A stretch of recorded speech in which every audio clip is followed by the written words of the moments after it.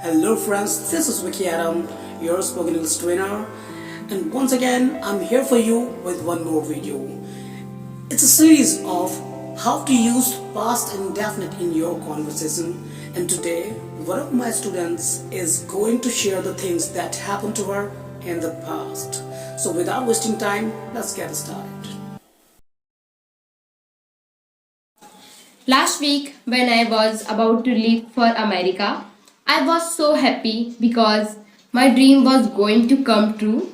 I was getting late for my flight and I hired a cab to go to the airport, and soon I got there.